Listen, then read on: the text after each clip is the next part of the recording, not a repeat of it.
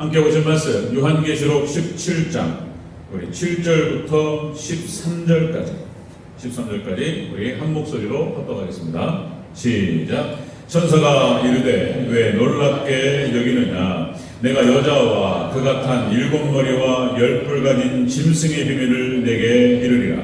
내가 본 짐승은 전에 있었다가 지금은 없으나 장차 무적행으로부터 올라와 멸망으로 들어갈 자니 땅에 사는 자들로서 창세 이후로 그 이름이 생명책에 기록되지 못한 자들이 이전에 있었다가 지금은 없으나 장차 나올 짐승을 보고 놀랍게 여기리라. 지혜 있는 뜻이 여기 있으니 그 7머리는 여자가 앉은 7산이요 또 7왕이라 5은 망하였고 하나는 있고 다른 하나는 아직 이르지 아니하였으나 이르면 반드시 잠시 동안 머무르리라. 전에 있었다가 지금 없어진 짐승은 8째 왕이니 7 중에 속한 자라. 그가 멸망으로 들어가리라. 네가 보던 10뿔은 10왕이니 아직 나라를 얻지 못하였으나 다만 짐승과 더불어 임금처럼 한동안 권세를 받으리라. 그들이 한 뜻을 가지고 자기의 능력과 권세를 짐승에게 주더라. 아멘. 인사합니다. 오직 예수님, 예수님의 은혜와 평강이 넘치시기를 축원합니다. 예수님, 우리 주 예수 그리스도, 창세기부터 요한계시록까지 전체가 예수님께 초점을 맞춰 있습니다. 예수님께서 초림하실 것을 예언하고 있고, 그리고 재림 예수님께 초점이 맞춰 있습니다. 그래서 땅과 우주의 시작 그리고 끝을 성경에서 기록하고 있다는 것입니다. 놀라운 얘기죠. 자, 오늘 함께 읽으신 요한계시록 17장 7절부터 13절 말씀, 오늘 본문을 토대로 짐승의 비밀이라는 제목으로 말씀하겠습니다. 짐승의 비밀. 본문에 그렇게 써져 있어요. 짐승의 비밀이라고. 그래서 오늘 짐승이 대체 짐승의 출처가 나옵니다. 어디에서 짐승이 나오는가? 제가 본문 가끔 제가 불러가면서 이렇게 이제 말씀을 드리고 했는데 오늘 다시 한번 본문을 통해서 확인하도록 하겠습니다. 짐승이 어디서 나오냐? 제가 막 그랬죠. 유럽연합이다. 그리고 교황이다. 막 이런 얘기인데 그냥 하는 얘기가 아니고요. 다니엘서와 그리고 요한계시록과 그것이 초점이 거기에 맞춰져 있습니다.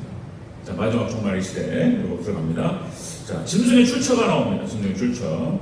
자, 그러니까 그 계시록 13장이 짐승장이에요. 짐승장. 그래 짐승이 자세히 나와요. 요한계시록 13장에. 그리고 이제 짐승표까지 우리 지난 시간에 봤죠. 짐승표 666.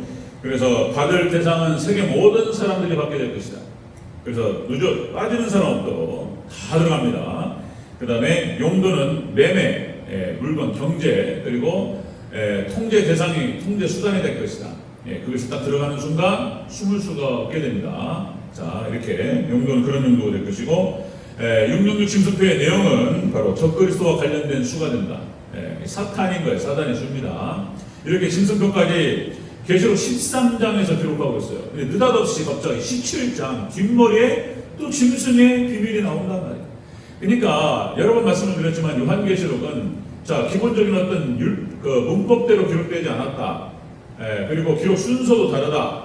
마치 알 수 없게 만든 것처럼 이렇게 퍼즐을 만들어 놓고 딱 털어가지고 뒤섞어버려요. 뒤섞어버렸어요. 그냥.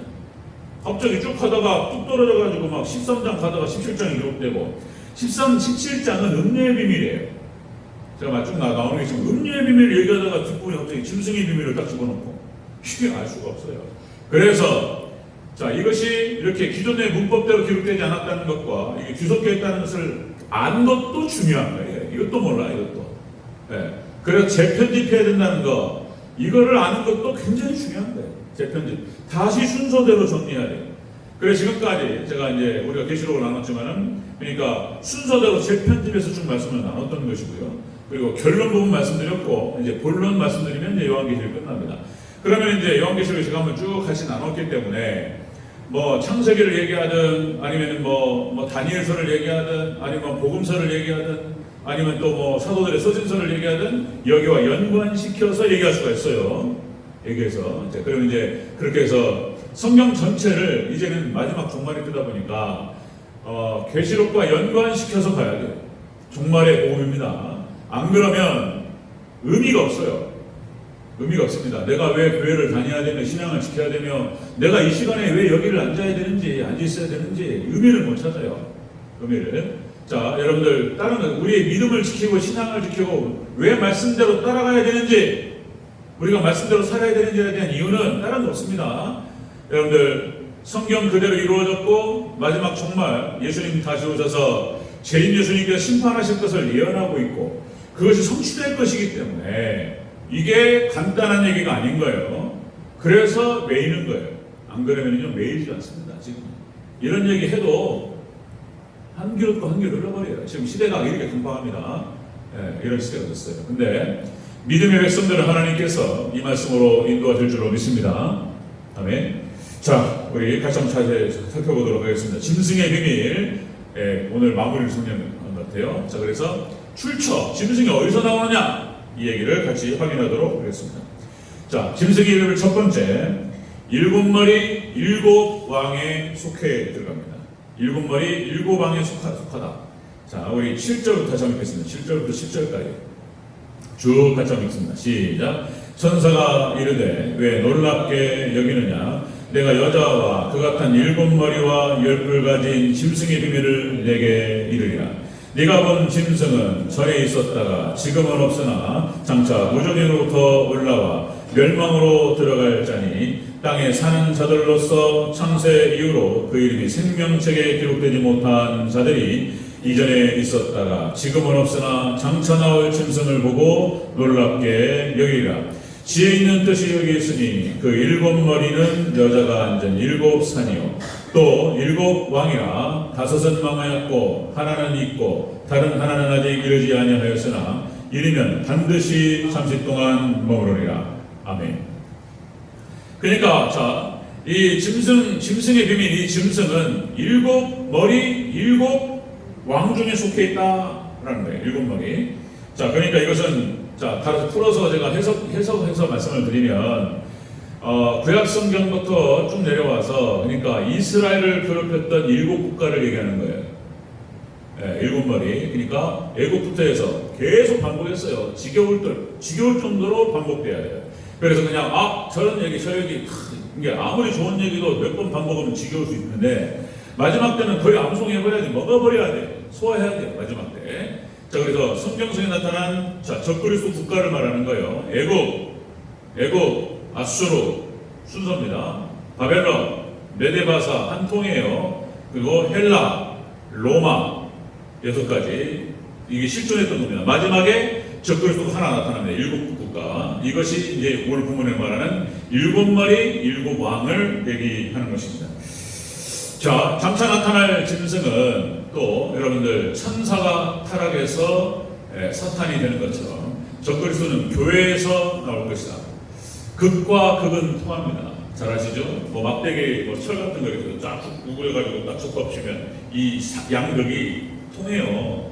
극과 극은 통합니다. 천사가 사탄이 되고 교회에서 적그리스도가 나옵니다. 자, 여러분들 그래서 성경에서 나타나는 일곱 국가 이들은 땅에 사는 자들이고요. 그리고 생명책이 기록되지 못한 자들 마지막에 이제 이 적그리스도가 나오는 것을 보고 놀랍게 여기더라 이렇게 표현하고 있습니다. 자, 그렇게 해서 이제 성경에서 나타나는 6개 국가 거기에 대해서 쭉 우리가 10절에 기록하고 있죠. 10절에서 그리고 마지막에 유럽 연합이 될 것이다 이렇게 이제 말씀드린 것은 그냥 막 이론을 말씀드리는 게 아니고 성경상에 나타난 것을 해석함을 통해서는 그렇게 보는 거예요. 자, 오늘 10절에서 다섯은 망하였고, 그러니까 이것도 여러 번 말씀드렸지만 사도 요한이 바라보는 관점, 그러니까 로마에 속국에 있을 때 사도 요한이 요한계시록 기록하는데 사도 요한이 바라보는 관점에서 앞에 있는 5국가는 망했어요. 애국, 아수르, 바벨론, 메데바사, 헬라는 망했습니다. 그리고 하나는 있다라는 것은 로마 시대를 말하는 거예요. 로마 시대. 로마 시대 그때가 지금 사도 요한이 있던 때예요. 그리고 자, 하나는 있고 다른 하나는 아직 이르지 아니하였으니 앞으로 나타날 거라는 거예요. 그리고 이르면 잠시 동안 머무르리라. 우리 다시 한번 10절 다시 한번 읽겠습니다. 10절 시작. 또 일곱 왕이라 다섯은 망하였고 하나는 있고 다른 하나는 아직 이르지 아니하였으나 이르면 반드시 잠시 동안 머무르리라. 아멘. 자, 이렇게 적그리스 국가 중에서 가장 역사가 짧았던 나라가 바벨론이었습니다. 느부갓네살왕이 하늘을 찌르는 그런 권력을 자랑하고, 그리고 여러분들 뭐 7대 불가사의 중에서 하늘 정원 같은 거 있죠? 하늘 정원? 이게 느부갓네살 왕이 때에 만든 거예요. 그 하늘 정원을 보시면 어떻게 하늘이 떠 있는 것 같은 그런 구조물입니다. 어떻게 만들었을까? 이게 불가사의하다는 거예요. 지금 과학적으로도. 이게 느부갓네살의 그 권력이 얼마나 컸는가를 알 수 있습니다. 자, 그러니까 느부갓네살 왕이 그렇게 해서 명예를 떨치고 그 아들 벨사살 왕 때 망해버려요. 그러니까 100년을 못 갔습니다. 100년, 예, 바벨론이 100년을 못 갔어요. 그런데 마지막에 나타날 적그리스도는 잠시 동안 머무를 것이다. 그러니까 100년도 못 갈 것이라고 보는 거예요. 예, 그렇게 보는 건데 많은 학자들이, 종말 학자들이 견해입니다. 마지막에 나타날 적그리스도 국가가 100년을 못 갈 것이다. 여러분들 유럽 연합이 처음이 시작될 때가 1951년입니다. 1951년 4월 18일 날 파리 조약 때에 그렇게 유럽 연합이 서로 작은 것들을 교류하면서 우리가 하나가 되자 이렇게 시작된 거예요.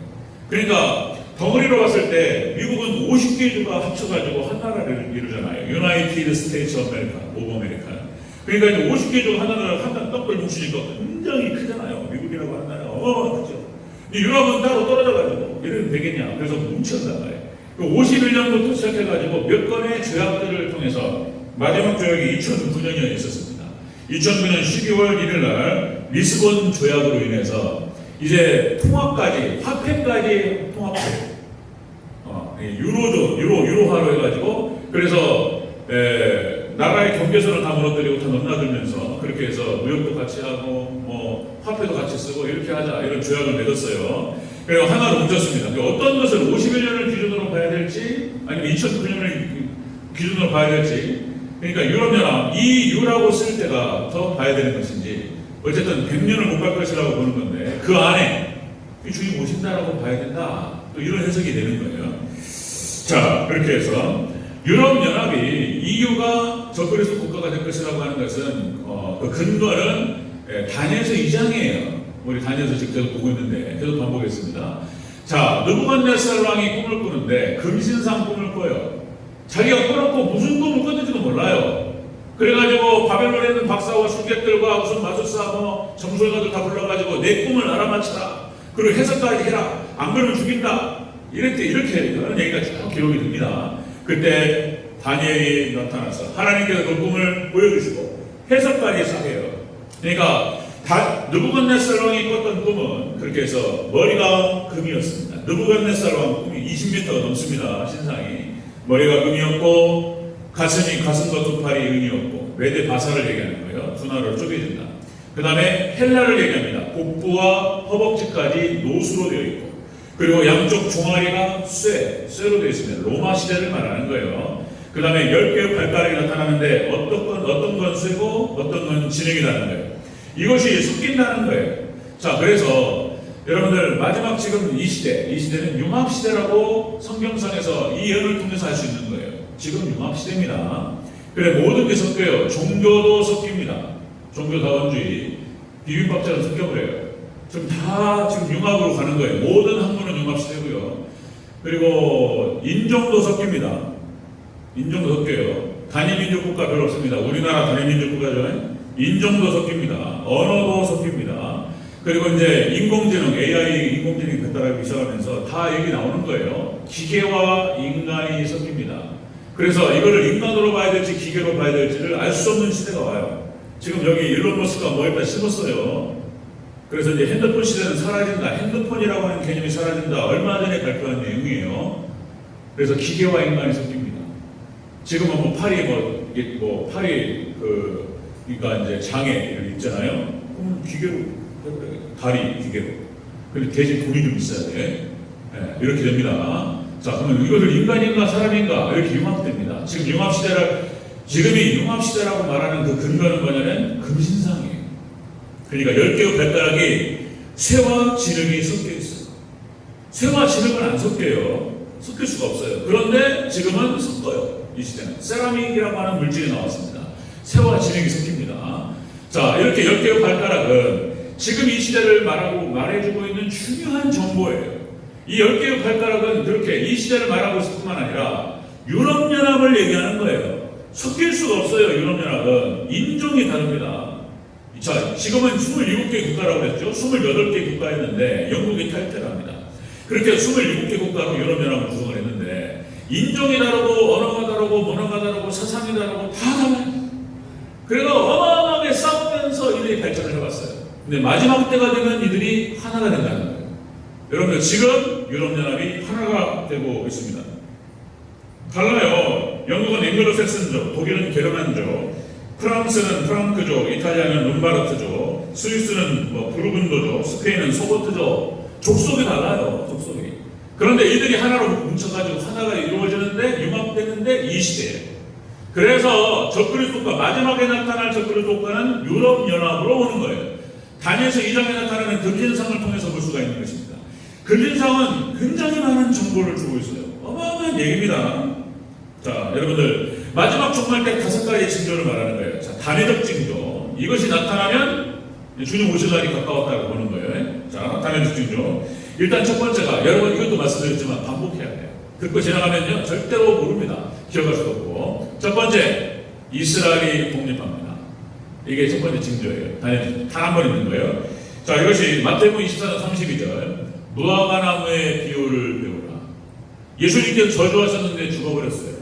그런데 예수님께 말씀하시기를 다시 살아난다는 거예요. 무화과나무가 죽었는데 말라버렸는데 다시 살아난다는 거예요. 이 무화과나무와 감람나무는 이스라엘을 상징합니다. 이스라엘이 다시 살아날까?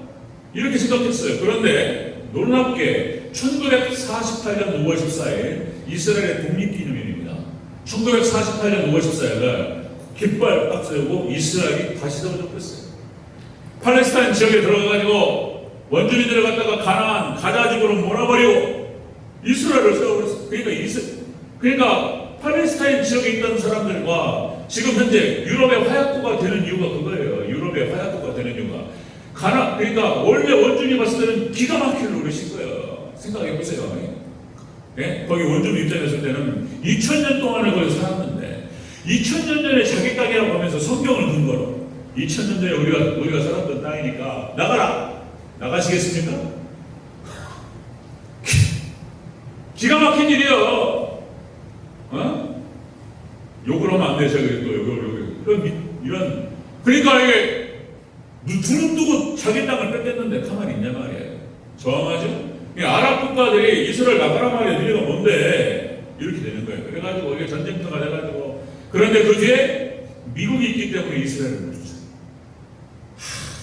자, 이것이 이제 마지막 때 여기서 이제 유보라 대전쟁 세계 3차 세계대전이 터지는 이유가 돼요. 첫 번째가 자 이스라엘 독립이고 두 번째가 유럽연합. 유럽이 하나가 된다는 거예요. 금방 이거 근거 보자는 다니엘서 2장 31절 금신상입니다. 유럽연합 이게 하나가 돼요. 융합됩니다. 그 다음에 세 번째가 마태복음 24장 14절 땅끝 선교. 하나님의 복음이 예수님의 복음이 땅끝까지 전달되면 인자가 오리라 그렇게 했어요. 그래서 자 복음이 완성되면 예수님 오십니다. 그런데 거의 끝났다는 거예요. 그러니까 복음의 서지 그죠? 복음이 그 이스라엘 유대에서 마게도냐 유럽으로 건너가지고 대서양을 건너서 미국으로 가잖아요. 태평양을 건너가지고 한국으로 왔어요. 이렇게 중국으로 건너가면서 그리고 아프리카로 싹 건너가는데 마지막 지점이 뭐냐면 네팔 7,000m 엄청 산지예요. 그리고 여기는 아랍 국가들입니다. 이슬람을 통과해가지고 이스라엘로 들어가면 끝나는 거예요. 그러니까 땅끝이 어디냐면 이스라엘입니다. 이스라엘은 예수님을 받아들이지 않습니다. 그래서 오직 모세 우경만을 생각하고 유대교예요. 유대교 아직까지. 그런데 마지막 때 이렇게 이스라엘의 기독교인들 예수님을 영접하는 이들 메시아닉주라는 표현을 쓰는데 이들이 급속도로 많아진다는 거예요. 이 예언입니다. 이게 땅끝이에요. 땅끝 선교가 끝나면 이스라엘이 예수님을 영접하고 받아들이면 이제 끝이 끝나는 거예요. 예수님 말씀하신 거예요. 자, 땅끝 선교. 그다음 네 번째 교황 적그리스도가 나옵니다. 적그리스도. 자, 요한계시록 6장 1절 2절. 자, 일곱인 재앙이 쏟아지는데 첫 번째인이 흰말이에요. 흰말. 이것도 같이 우리 나눴어요. 흰말은 적그리스도를 말합니다. 마지막 종말 때 적그리스도가 출현하면 이제 종말 때가 된 거예요. 끝나는 겁니다. 마지막 5번째 단회적 징조, 우리가 어제 지난 시간에 나눴던 거, 요한계시록 13장 6절, 짐승표가 나오면 믿음과 결부되는 순간 이게 마지막 징조예요. 이것이, 자, 그래서 이제 지금 모든 기술적인 것들과 모든 것들이 그쪽으로 다 향하고 있고 다 준비가 됐습니다. 자, 이제 그렇게 가고 있는 거예요. 자, 여러분들, 그러니까 시간적인 순서가 아니고 이거는 상황적 순서로 가고 있는 거예요. 그래서 예수님 오실 날이 얼마 남지 않았다라고 하는 것을 이런 것들이 다 보여주고 있는 거예요. 지금 기후들이 그래서 난리와 난리의 소문이 있고 이런 거예요. 이런 것들. 그 다음에 제가 그때 한번 말씀드렸죠. 하인리 법칙이라고 해서 하인리 법칙 1대 29대 300. 이게 법칙이 이게 거의 여기에 맞는다는 거예요. 그러니까 300번의 이상한 지구들이 벌어지고 작은 사건들이 막 터지고 그 다음에 29번의 작은 사고들이 터진다는 거예요. 작은 사고들이 터지고 그리고 한 번에 이제 대형 사고가 터진다는 거예요. 이게 순서 이게 법칙으로 딱 나왔어요. 하인리 법칙이라고 해서. 그래서 징조가 있어요. 징후가. 상품백화점 다시요. 상품백화점이 무너질 때에도 징후가 있었다는 거예요. 징후가 막 흔들리고 이상한 소리가 막 들리고 위층에서부터 꺼지기 시작하고, 그죠? 그러니까 그거 어디 그 프로그램에 다뤘잖아요. 마지막 위층이 균열이 가기 시작하고 꺼지기 시작해서 다음날 무너지는 거예요. 그때 만약에 그걸 보고 거기에 사장이 셧다운, 큰일 나간다, 여기 문 닫는다 했으면은 그런 인명사고가 안 났을 거라는 거예요. 그걸 보고도 문을 열었다는 거예요. 하루 문을 열면은 닫으면 돈이 얼마인데 대형사고가 터진 거예요. 여러분들, 그렇게 또 성수대교 무너질 때, 그러니까 이런 큰 대형사고가 터지기 전에 이런 징후들이 나타난다는 거예요. 지금 여러 가지 이런 기후라든지 그리고 세계 정세라든지 이런 것들이 지금 계속 보여주고 있습니다.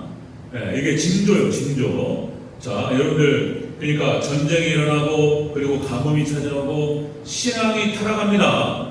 사랑이 식어져요. 불법이 성함으로 사랑이 식고 예수님 말씀하신 거예요. 이런 것들이 마지막에 딱 나타나면 얼마 안 남았구나 생각하셔야 돼요. 지금 그런 때라는 거예요. 우리 여러분들 믿음을, 신앙을 준비해야 할 때인 줄 믿습니다. 그런 거예요. 징조를 보면서 알 수 있는 거예요. 자, 짐승의 의미를 첫 번째는 이스라엘을 괴롭힌 일곱 국가에 속해요. 짐승이. 두 번째, 짐승의 두 번째는 8째 왕이라는 거예요. 8째 왕. 11절을 다시 한번 읽습니다. 11절. 시작. 전에 있었다가 지금 없어진 짐승은 8째 왕이니 7 중에 속한 자라. 그가 멸망으로 들어가리라. 아멘. 자, 이 짐승은, 짐승 덕거리수는 8째 왕으로서 7 중에 속했다는 거예요. 이게 근거를 이렇게 얘기하는 거예요. 그러니까 유럽연합에 속해가지고 나오는 8번째 왕이라는 거예요. 이 8이라는 숫자, 왜 8번째 왕일까? 7번째 왕이라고 말할 수도 있을 텐데 왜 8번째일까? 이게 왜 8번째일까? 그러니까 자, 우리가 이제 프란체스코 교황이 이제 헌정을 했죠. 돌아가셨어요. 자, 그럼 그 지금 나오는 이 교황을 말하는 것일까? 여기 우리는 이제 그냥 추측을 하는 거예요. 확정할 수 없습니다. 확정해서는 안 되고. 왜 8번째라는 표현을 쓸까? 여러분들 성경 안에는 이게 이제 양면성의 원리라는 표현을 썼어요. 제가 수요일에도 말씀 나눴지만 양면성의 원리. 이게 극과 극은 통하는 거예요. 광야에서 불뱀을 올렸어요. 불평불만이 많으니까 하나님께서 불뱀을 보냈어요. 불뱀이 이만해요. 보통 그러니까 큰 뱀을 말하는 게 아니고 작은 뱀들, 불뱀. 이것들 갖다가 떼거리로 하나님 보내셔가지고 물려요. 사람이 죽어나가니까. 그래가지고 노뱀을 만들어가지고 모세를 통해서 하나님 살려주셨었어. 그러니까 하나님 말씀하셨죠. 노뱀을 만들어 들어올려라. 그걸 바라보는 자는 살리라. 이 노뱀이 예수님을 상징한다고 그랬습니다. 예수님. 왜 뱀일까? 뱀이라고 하는 사탄을 상징하는데 이 양면성을 같이 갖고 있는 거예요. 왜 예수님께 제자들을 보내시면 너희는 뱀같이 지어오르라 이렇게 말씀하셨을까? 이 뱀은 그러면 사단을 말하는 것일까? 예수님을 상징한다 아닌가요? 뱀같이 지어오르다. 양면성이 있어요. 이 성경에 나타나는 8이라고 하는 숫자는 완전 수입니다. 이것도 거듭남의 수예요. 이것도 여러 번 말씀드렸지만 8이라고 하는 숫자가 거듭남의 수다. 노아의 방주 식구가 몇 명이었다고요? 8명이었어요. 노아와 노아의 아내와 세 아들과 세 사부 8명이었습니다. 할례를 며칠 만에 받죠? 8일 만에 받아요. 이것도 놀랍다는 거예요. 어떻게 알고 8일 만에 했을까? 지금 과학이 아이가 태어났을 때, 아이가 딱 태어나면 8일째 되는 날이 면역력이 가장 높대. 난 그것도 들어도 면역력이 가장 높을 때가 병균이 들어오지 못하고 130%가 올라갔네요. 8일째. 그거 어떻게 알고 8일째 이 할례를 했을까? 그러니까 이게 8일이 할례예요, 할례. 8일째 할례합니다. 자, 그 다음에 팔복을 얘기해요. 이 팔복은 거듭남을 얘기하는 것입니다. 심령이 가난한 자는 복 있나니 천국이 저희 것이며 애통하는 자는 복 있나니 저희가 위로를 받을 것이며. 자, 그러니까 가난한 심령으로 애통하면서 하나님께 나아가는 거예요. 그리고 주님을 만납니다. 그리고 이제 의를 박해를 받는 데까지 나아가는 거예요. 팔복이 어떤 산의 그림을 가지고 있어요. 거듭나는 수예요. 여러분들 왜 하나님께서 일주일을 한 단위로 만드셨을까? 그러니까 안식일이 7일이었다가 이제 주일이 예수님 부활을 맞춰가지고, 그죠? 그렇게 해서 이제 안식일을 우리가 지키잖아요. 주일로. 그리고 월요일이 8일째예요. 8일째 월요일이. 월요일 날 새로운 시작을 하는 거예요. 거듭나는 수예요. 8일째. 월요일날이 8일째. 그러니까 이렇게 성경속에 나타나는 이 8이라고 하는 숫자는 거듭나는 수인데 왜 8째 왕이라고 표현했을까? 양면성의 원리를 봤을 때, 그러니까 이것은 8째 왕이라는 뜻은, 그러니까 자, 마지막에 나타날 적그리스도는 완성된 자를 말하는 거예요. 애굽의 바로, 아수르의 사내립, 바벨론 느부갓네살 수준이 아니에요. 거기는 적그리스도를 상징하고 모형하는 거예요. 마지막에 활동할 적그리스도는 완성형 적그리스도. 마지막에 이거를 얘기하고 있다. 그렇습니다. 자, 다니엘서 2장에 느부갓네살 금신상에 대해서 자, 꿈을 꾸고 그걸 다니엘이 그걸 하나님께서 보여주시고 그걸 해석합니다. 그랬죠? 자, 여러분들 다니엘서, 그러니까 머리 금머리에다가 은 가슴에다가 두 팔까지, 그리고 복부부터 허벅지까지 노시고, 그다음에 종아리가 쇠고 로마를 상징하고 마지막에 10발가락이 나타난단 말이죠. 자, 이걸 봤어요. 어떤 것은 쇠고 어떤 것은 진흙 같은 거예요. 유럽연합이 어떤 나라는 강력하고 어떤 나라는 부서질 만큼 약한 나라예요. 이것들이 융합된다는 거예요. 그런데 어떤 한 돌이 날아와가지고 발 밑둥을 때려가지고 박살나버립니다. 이게 꿈의 전체 내용이에요. 이 돌은 예수님을 상징한다는 거예요. 그래서 예수님께서 마지막 날, 그러니까 적그리스도 국가들을 심판하실 것을 말하는 거예요. 이게 꿈의 해석이에요. 마지막 때 재림 예수님께서 오셔서 적그리스도 국가를 심판하실 줄로 믿습니다. 이거예요. 와, 이 꿈 하나에 2600년의 역사가 다 담겨 있었어요. 상징적으로. 이거를 다 보니 놀랍습니다. 그 다음에 여러분들 다니엘서 7장에 1절 8절에서 내 짐승이 나오고 내 천사가 나옵니다. 유브라데 전쟁이 터지기 전에 이걸 비유했어요. 지금 형국이 그래요. 지금 형국이. 그러니까 사자예요. 사자가 나타나고 곰이 나타나고 그다음 표범이 나타나고 그리고 네 마리의 짐승입니다. 네 짐승, 네 천사 이렇게 표현하고 있는데, 그래서 사자와 곰과 그 다음에 표범과 천리빨입니다. 천리빨이 짐승이에요. 7마리 10뿔을 가지고 있어요. 짐승. 자, 그래서 보세요.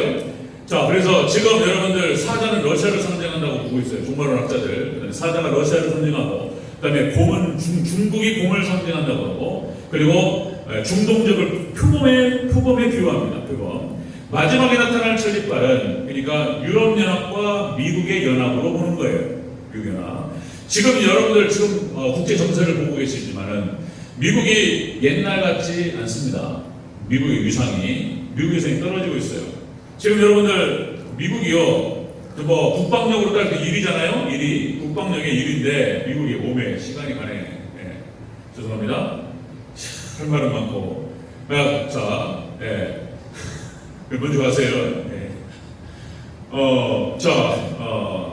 그러니까 미국이 전 세계를 주도하는 국가였어요. 미국 달러가. 그런데 지금 트럼프가 관세 정책을 펴가지고 어떻게든 빚을 메꿔오겠다.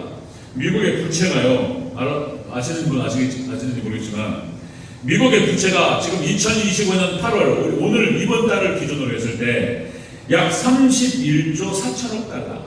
31조 4천억 달러라는 거예요. 하나로 계산하면 4경 3천조예요. 3천조. 미국의 부채가. 그리고 굉장히 위험하다는 거예요. 미국이. 그런데 관세를 해가지고 다 돈을 뺏듯이 해가지고 무슨 전 세계 다 돈을 걷어가지고 이렇게 했는데 관세를 올려서 이것이 다시 부메랑으로 돌아와가지고 미국의 물가가 올라가고 있어요 지금. 그게 죽겠다는 거예요 지금 미국 사람들 이런 얘기가 나옵니다. 미국이요 옛날의 위상을 지금 잃어버리고 있습니다. 앞으로 더 할 거예요. 그래서 혼자 세계를 정복을 못해요. 이제 유럽과 함께 합쳐야지 이게 북대서양 조약기구를 해가지고 그렇게 해서 마지막 때 유브라데 전쟁을 승리하는 거예요. 자 이런 형태들. 자 이렇게 여러분들 성경 다니엘서에서 얘기하는 어떤 예언들과 이것들이 놀랍습니다. 다시 한번 강조합니다. 성경은 여러분들 우주의 시작과 끝을 기록하고 있습니다. 어디 진리의 말씀이 준 줄로 믿습니다. 하나님 말씀이 우주 만물을 붙들고 있는 거예요. 지금 정확한 얘기를 하고 있는 거예요. 자, 짐승의 이것은 첫 번째 이스라엘을 괴롭힌 일곱 국가에 속하고 짐승은 거기에 나옵니다. 8째 왕이에요. 이렇게 표현합니다. 자, 적그리스도의 완성된 적그리스도가 나타납니다. 세 번째, 10왕이 이 짐승에게 권세를 넘깁니다. 자, 그 얘기입니다. 12절 13절 같이 읽습니다. 12절 13절 시작. 네가 보던 열불은 10왕이니 아직 나라를 얻지 못하였으나 다만 짐승과 더불어 임금처럼 한동안 권세를 받으리라. 그들이 한 뜻을 가지고 자기의 능력과 권세를 짐승에게 주더라. 아멘. 그래서 마지막에 짐승 적그리스도에게 권세가 넘어가요. 모든 권력을 맡겨요. 어마어마한 권력이 되고 있어. 완성형 적그리스도고 애굽의 바로라든지 바벨론 느부갓네살 정도 아니에요. 엄청난 권력을 가지게 될 것이다. 세계 정부고 다음 주 정도로 해서 사진을 하나 준비해야겠다. 이게 준비해가지고 올리면 그러니까 지금 여러분들 세계 정부 기관이 프랑스에 있다고 그랬죠? 그 건물 바벨탑을 상징한 그 건물 그리고 그 바벨탑을 상징한 세계 정부 자 유럽연합의 정부 세계 정부 그 건물 바로 앞에 짐승을 탄 음녀가 있습니다. 이걸 어떻게 만들었을까? 그 사진들이 다 있어요. 제가 다음 주중에는 같이 한번 보도록 하겠습니다. 찾아가지고 그렇게 할게요. 자, 여러분들 10왕이 이 짐승에게 모든 권세를 넘깁니다. 자 그렇게 하고요. 지금도 유럽연합은 어떤 중요한 결정을 내릴 때 유럽의 각 정상들이 나와가지고 교황청에서 조약을 맺습니다.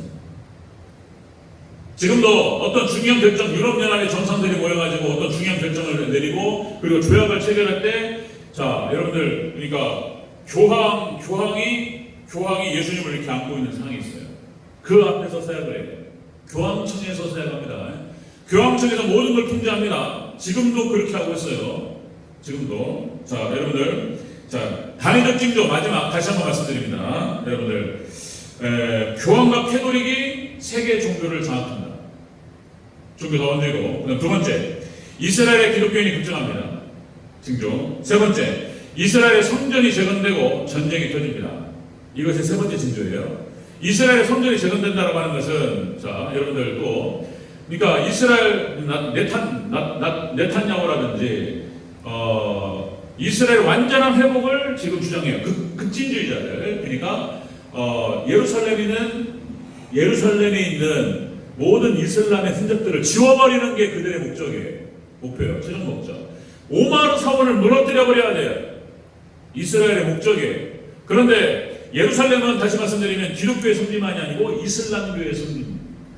오마르 사원을 무너뜨린다라고 하는 것은, 자, 이슬람교 20억이 넘어요. 이슬람. 여기 이슬람을 부정하는 그런 행위가 되는 거예요. 그래서 가만히 있지 않습니다. 이걸 무너뜨리는 순간, 그죠? 이게 황금돈입니다. 황금돈으로 오마르 사원. 그래서 전쟁이 터지는 거예요. 이렇게 보는 거예요.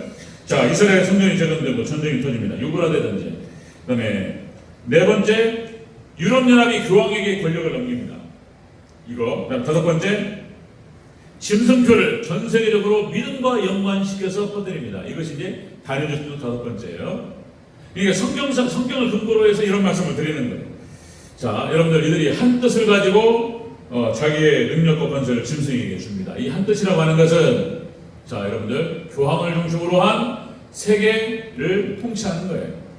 자, 또 전에도 말씀드렸듯이 지금 캐톨릭의 목표와 꿈은 뭐냐면, 교황의 꿈은 뭐냐면, 예전에 중세시대 때 그 권력을 다시 되찾는 거예요.